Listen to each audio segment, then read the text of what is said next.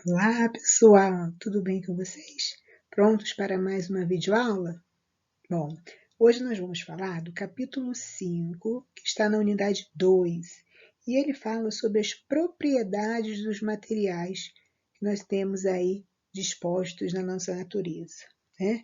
Algumas propriedades vão nos ajudar a descobrir, por exemplo, um determinado tipo de material, certo? Vamos lá? Uma das propriedades, que a gente chama de propriedades físicas dos materiais, é a densidade. O que seria a densidade? O que determina a densidade? Na verdade, é a matéria que se encontra presente em uma unidade de volume de um determinado material qualquer, certo? Vamos observar, por exemplo, que quando a gente pega um copo com água e coloca o gelo não afunda, certo? Ele boia. Isso acontece porque o gelo tem uma densidade menor do que a densidade da água, ou seja, isso significa que para cada volume de água, e o mesmo volume, né, no caso do gelo, ele possui quantidade diferente de material presente dentro dele, fazendo com que ele boie. Vamos observar, logo acima, os três exemplos. Nós teríamos uma mesma quantidade de água, nós teríamos materiais diferentes. No primeiro exemplo, temos uma cortiça, né? Uma espécie de madeirinha mais com alguns buraquinhos, né? Um pouquinho mais fininho.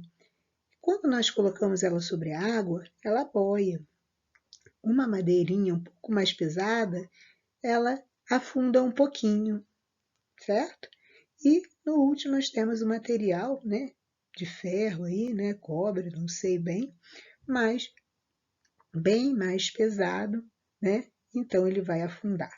Então a densidade é justamente isso, a matéria presente em cada unidade aí, né, de volume de cada material.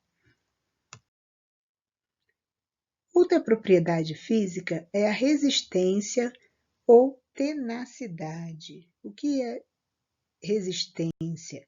É quando um objeto, quando ele é submetido a algum impacto, né, ou alguma queda, ele tem uma resistência.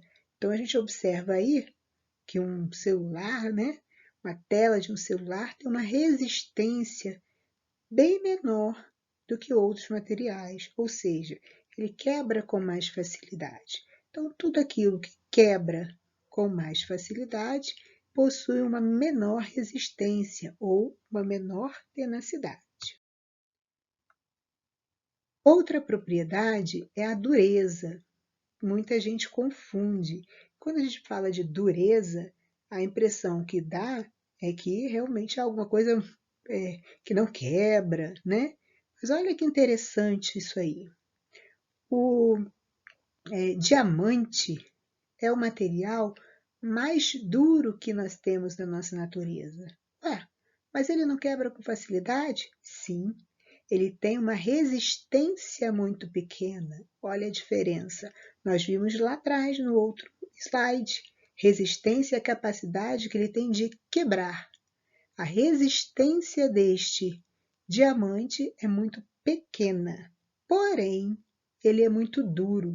Duro em que sentido? Aí eu coloquei um outro exemplo embaixo de um lápis, né? Porque o material para se riscar aí, né? Ele é fácil, ele tem uma dureza pequena. Como eu vou dar um exemplo? O diamante, você não consegue riscá-lo. Isso que quer dizer dureza. O risco, né? Você não consegue fazer com que ele risque.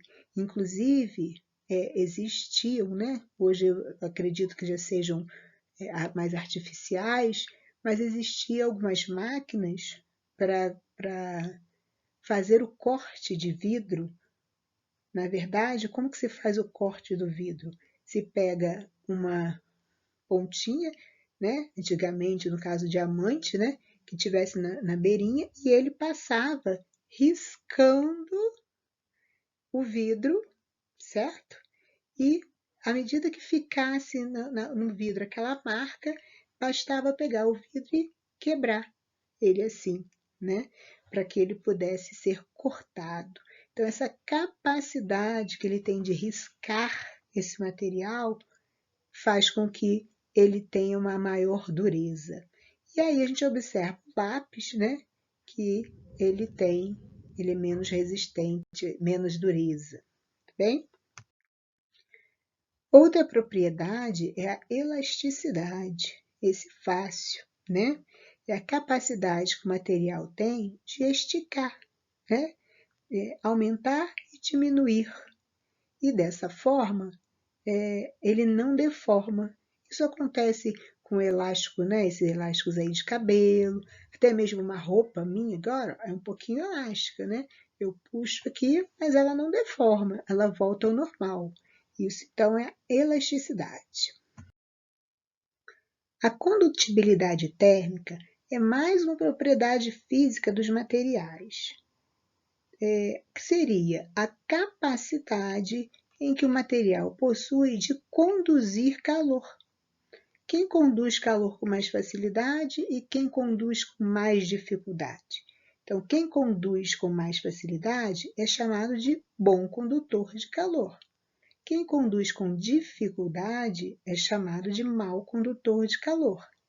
Então, nós teríamos aí alguns exemplos, né? Como o bronze, o aço, o ouro, o latão, o chumbo, alumínio, ferro, prata e o cobre, tão conhecido, né?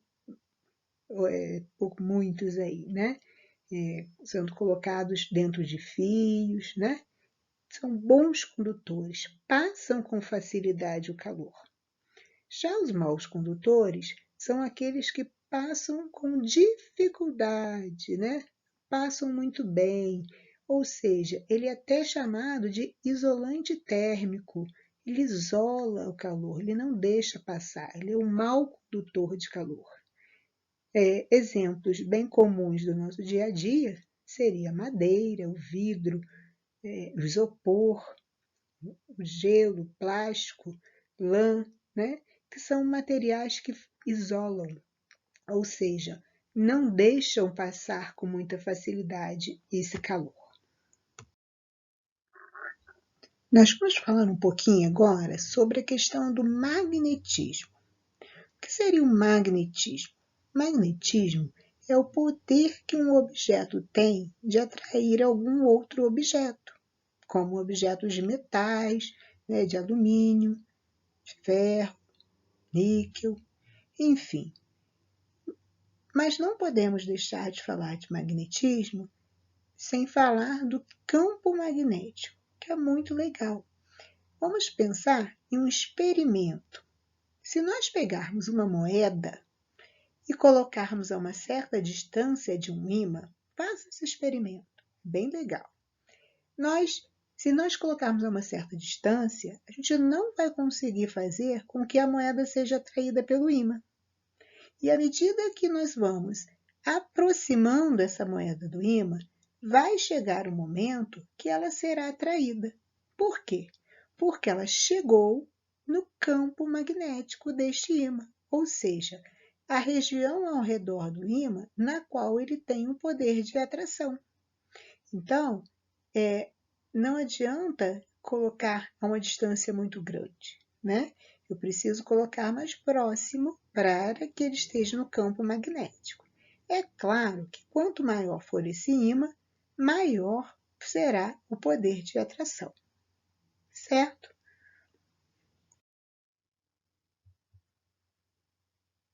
Vamos falar então um pouquinho também sobre a condutibilidade elétrica. O que seria a condutibilidade elétrica? Falamos agora há pouco sobre a questão de condutibilidade térmica e é muito parecida. Nós temos no ambiente bons condutores, não só de calor, como também de energia, de eletricidade. E temos maus condutores, também de calor e de energia. Vamos observar que nós temos aí, logo um pouquinho acima da minha cabeça, aí, né, um fio, onde a parte azul está escrito isolante e no amarelo condutor, certo? Bom, condutor porque ele conduz bem a energia, conduz bem a eletricidade. E precisamos ter em volta deste condutor um isolante, porque senão, toda vez que encostássemos em um fio, nós tomaríamos um choque. Então, nós temos em um fio tanto a parte condutora, que é a parte interna, quanto a parte isolante, que é a parte externa. Temos aí ao lado alguns condutores, né, que passam com facilidade, então, essa energia, né? Um dos mais comuns no nosso dia a dia seria o ouro, a prata, o cobre e o alumínio. E alguns isolantes, ou seja, aqueles que não passam com facilidade, seriam a borracha, a Roberta está aí tapando, né?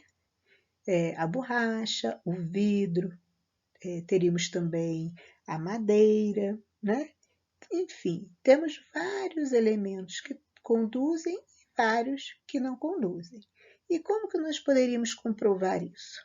Podemos comprovar isso através de um simples experimento. Olhem aí em cima.